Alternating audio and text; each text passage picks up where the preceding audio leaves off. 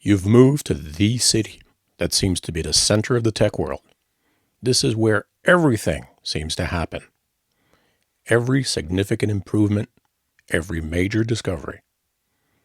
You're here and in the right place, knowing the fierce competition, sitting in your favorite hangout spot, sipping your ritualistic relaxation drink, and reading up on your laptop's latest and greatest new technology. In the background noise, you randomly tune in to a conversation at the table beside you. What is a group of devs discussing new technologies and their frustrations keeping up with the constant changes. I'm so tired, says one. Every minute of my personal time is taken by trying to keep up. I feel like I'm about to burn out. Yeah, but if you don't keep up, you may become redundant, says another. I'm never sure how deep to go, says a third. If I only knew which library or language to dive deeply into and which I should skim over. It's the nature of technology. Things constantly change, and sometimes so fast. This conversation resonates with you, as you're definitely in the same boat. You start to think, how do you keep up without burning out or sacrificing your personal life? Is this a sacrifice everything scenario? You'll have to say goodbye to everything else in your life to succeed?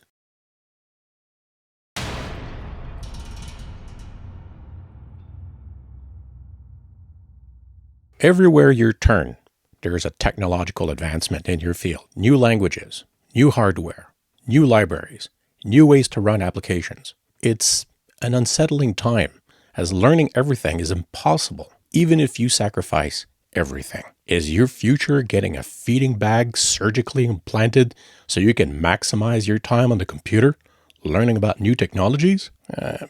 Maybe you can modify your chair to minimize other interruptions too. The expectation from the market is that you will continuously learn on your own time.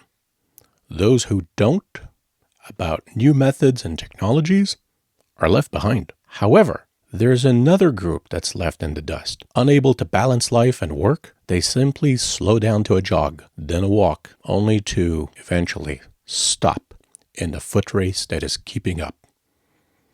This is the group that has burnt out. Do you need to lose yourself in this lifelong marathon? Is your goal to eventually become a wirehead cyborg to keep losing your humanity in the process? To succeed and achieve your goals, should you abandon those? And why does it have to be this way? Instead of a cutthroat competition, why can't developers work together and help each other? Surely there's a group of like-minded individuals who share the same philosophy. You take another sip amidst your thought, and hear the group nearby mention a conference in town. New technologies will be shown along with industry-leading speakers. You need to be there, as this will give you an advantage over those who are not. You search for the conference, find it, and reserve the time to attend. Walking through the conference, the more you see, you gradually feel overwhelmed. Booths showing augmented reality, artificial intelligence, quantum computing, new languages, new database and platforms, and revolutionary ways to network applications and platforms. You feel like a flag in the middle of a hurricane,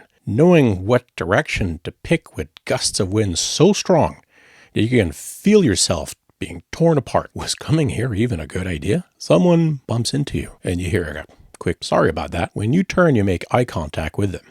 How you feel at the moment must have been all over your face. As they ask you if you're all right, you admit to them that you don't know where to begin to keep up with the new trends. They look at you with a calm understanding, and what they say next surprises you. Well, you can't.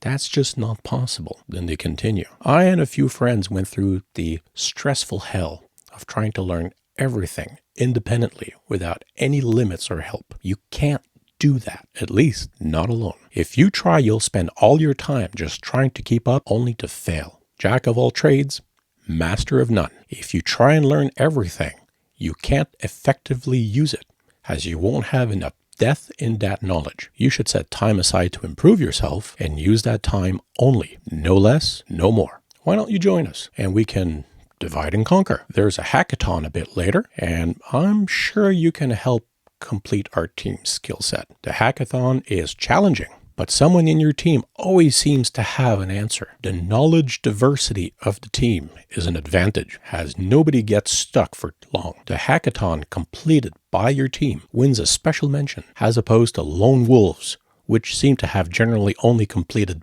some objectives. This is a revelation for you, as it seems to contradict everything you believe to be gospel up until now. To succeed, you need to be part of a group where the challenge can be broken down into shards and dealt by individuals. Your skill set is good and focusing on what you should be doing instead of trying to learn everything. You leave the conference with renewed confidence, and you're now part of a community of people. You agreed to meet regularly to exchange knowledge and tricks. Even more importantly, what you should learn next and add to your arsenal of skills. You now realize that you have found core tools that will help you for life. Adaptability, community, and authenticity in this constantly evolving world of technology.